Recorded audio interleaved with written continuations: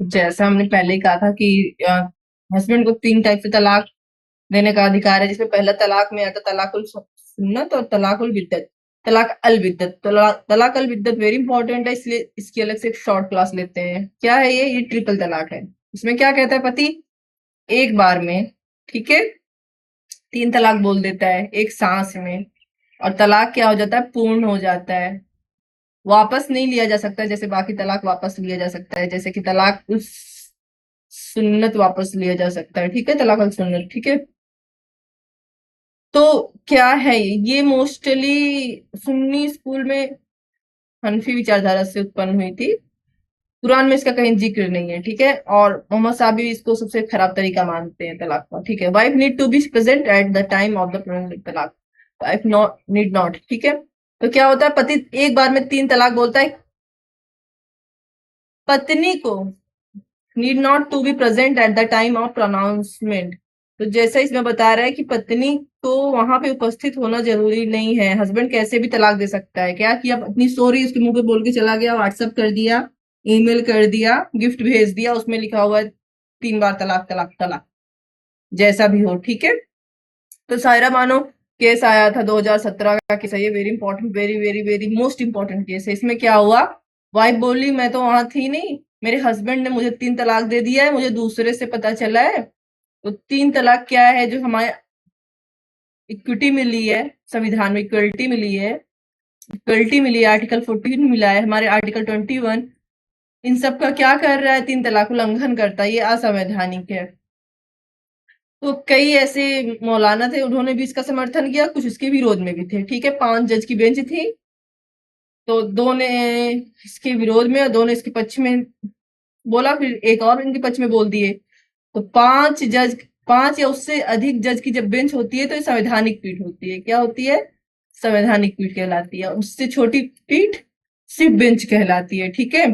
तो 3-2 से फैसला आया था और कहा गया कि 3 तलाक, तलाक अल बिद्दत असंवैधानिक है। ये क्या है, औरतों की डिग्निटी के विरोध में है। On 22 August 2070 set aside the practice of divorce by pronouncing instant triple talaq as of violative of Article 14 of Indian Constitution। Article 14 के विरोध में है, against constitution morality dignity of women, औरतों की डिग्निटी के खिलाफ भी है ये। तो इसमें 5 जज कौन कौन से थे, तो इसमें दिया सीजीआई थे, जेएस केहर साहब, और justice Kurian Joseph, R F Nariman, U Lalit and Abdul Nazeer. Around इसमें हर रिलीजन के एक जज थे, ठीक है। उससे नहीं मतलब है, किसी भी रिलीजन का हो सकता है, बस ऐसे ही बोल रहा है। तो ये ना 3-2 से फैसला आया, ठीक है। 5 जज की संवैधानिक पीठ है, मतलब कि अगर सुप्रीम कोर्ट चाहे तो इससे बड़ी पीठ बैठा के इसको बदल सकती है, ठीक है। नाउ सुप्रीम कोर्ट ने सरकार को इसके खिलाफ कानून बनाने के लिए सलाह दी। तो सुप्रीम कोर्ट ने समय बर्बाद न करते हुए तुरंत एक कानून बनाया, the Muslim women protection right on marriage act 2019, act number 20 है। तो एक्ट नंबर 20 का क्या मतलब है कि उस साल जितने भी एक्ट आए होंगे उसमें 20 नंबर पे क्या आया होगा, ये वाला एक्ट आया होगा, ठीक है। 31 जुलाई 2019 को इसको राष्ट्रपति जी से मान्यता मिली है, 31 जुलाई 2019 को। नाउ तो लागू कब हुआ है ये, यहाँ पे शायद 2019 रहेगा, फिर 19 सितंबर 2019 को लागू होगा, ठीक है। मान्यता मिलने के बाद लागू होता है, उससे पहले नहीं लागू होता, ठीक। तो इसमें एक सेक्शन है, सेक्शन 2C, उसमें तलाक को परिभाषित किया गया है और कहा गया है तलाक मीन्स तलाक की बिद्दत। यहाँ साफ बोला गया है कि बाकी सारे तलाक मान्य हैं। कौन सा तलाक, किस तलाक के लिए ये एक्ट है, तलाक की बिद्दत। तलाक मीन्स तलाक की बिद्दत or any other similar form of तलाक having the effect of instance and irrevocable divorce pronounced by a Muslim husband. 3 तलाक या ऐसा कोई भी तलाक, ठीक है, सॉरी डिवोर्स, ऐसा कोई भी तलाक जो एक बार में बोला जाता है और वापस नहीं लिया जा सकता, ठीक है, उस तलाक के लिए ये एक्ट लागू होगा। ये नहीं बोल रहा है कि 3 तलाक यहाँ अवैध है, ठीक है। तो ये बता रहा है कि ये कानून किसके लिए है, तलाक अल बिद्दत के लिए, तलाक बिद्दत के लिए, ठीक है, ट्रांसलेशन होने में कहीं कहीं गड़बड़ हुआ है। तो कुल मिला के इस एक्ट में सिर्फ 8 सेक्शन है ही, 7 सेक्शन तक हमने थोड़ा सा नोट्स बनाया हुआ है, ठीक है। तो ये फर्स्ट चैप्टर में है, फर्स्ट चैप्टर में सेक्शन 1 से 2 तक है। फिर सेकंड चैप्टर में सेक्शन 3 और 4 है, ठीक है। क्या दिया हुआ है सेक्शन 3 और 4 में, हमने थोड़ा सा शॉर्ट भी किया हुआ है इसका, तो नो टेंशन, नो टेंशन, यहाँ शॉर्ट किया हुआ है मैंने, ठीक है। Declaration of talaq to be void and illegal, chapter का नाम है कि इस तरीके का तलाक देना क्या है, शून्य भी है और अवैध भी है।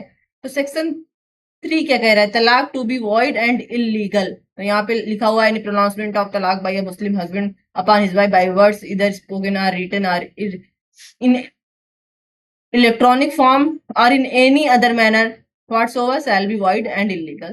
तो सेक्शन 3 क्या कह रहा है कि किसी भी तरीके से अगर पति पत्नी को बोलकर तलाक देता है, चाहे वो बोलकर हो, लिख कर हो, ठीक है, या किसी इलेक्ट्रॉनिक साधन द्वारा, व्हाट्सएप मैसेज, ईमेल द्वारा, चाहे जैसे हो, ऐसा तलाक क्या होगा, इलीगल होगा, ठीक है, और वॉइड भी होगा ना। सेक्शन 4, अगर कोई, ये क्या बोलता है, अगर कोई हस्बैंड ऐसा तलाक देता है, ठीक है, तो ऐसे आदमी को क्या मिलेगा, एनी मुस्लिम हस्बैंड प्रोनाउंस तलाक, इसी को हमने यहाँ पे शॉर्ट किया हुआ है, ठीक है। तो इसको और शॉर्ट करके बता दे रहे हैं यहाँ पे, शैल बी पनिश्ड, शैल लिखा है, शैल का मतलब सजा मिलके रहेगी, shall be punished with imprisonment for a term which may extend to the, which may extend, may का मतलब है तक, extend to 3 years and shall also be liable, तो यहाँ पे शैल लिख दिया है। अब देखो, अब बोल रहा है कि जो 3 साल तक, ठीक है, 3 साल तक मतलब एक दिन का भी सजा हो सकता है, एक दिन से लेकर 3 साल तक की सजा हो सकती है, ठीक है। बट यहाँ शैल लगाया है, उसके साथ प्लस फाइन जरूर लगेगा, ठीक है। तो 3 साल तक की सजा और फाइन होगा, ठीक है। अगला है ओके, अगला है चैप्टर 3। नाउ चैप्टर 3 क्या बोल रहा है, protection of rights of married Muslim women, तो शादीशुदा महिलाओं के अधिकार दिया हुआ है चैप्टर 3 में। इसमें सेक्शन 5 क्या बोलता है, सब्सिस्टेंस अलायंस, तो सेक्शन 5 भी पूरा इसको आप पढ़ लेना, ठीक है। इसमें दिया गया है कि अगर वुमेन का तलाक हो जाता है, ऐसा ट्रिपल तलाक ऐसा दे देता है हस्बैंड, तो उस औरत को खुद के लिए, ठीक है, मेंटेनेंस, अपने लिए दिमसेल्फ और अपने बच्चे के लिए कैसा मेंटेनेंस, मेंटेनेंस भरण पोषण, ठीक है, और एक्स्ट्रा और मनी प्राप्त करने का अधिकार होगा। नाउ सेक्शन 6 क्या कहता है, चूंकि माइनर चिल्ड्रन है तो हस्बैंड और वाइफ दोनों को क्या होगा, उस बच्चे के लिए कस्टडी के लिए केस करने का अधिकार, लड़ने का अधिकार होगा, ठीक है। सेक्शन 6 कहता है, और often offence to be cognizable compoundable, तो इसमें सीआरपीसी लिखा है, तो मैंने जहां से लिया ओल्ड वाला नोट्स था, मतलब ओल्ड वाली सीआरपीसी था, अब बीएनएसएस से हो जाएगा। तो ऐसा क्या होगा, ऐसा अपराध कॉग्निजेबल होगा, ठीक है। कॉग्निजेबल क्या होता है भी आपको सीआरपीसी में आप पढ़ेंगे, अब इस सेमेस्टर में नहीं होता है,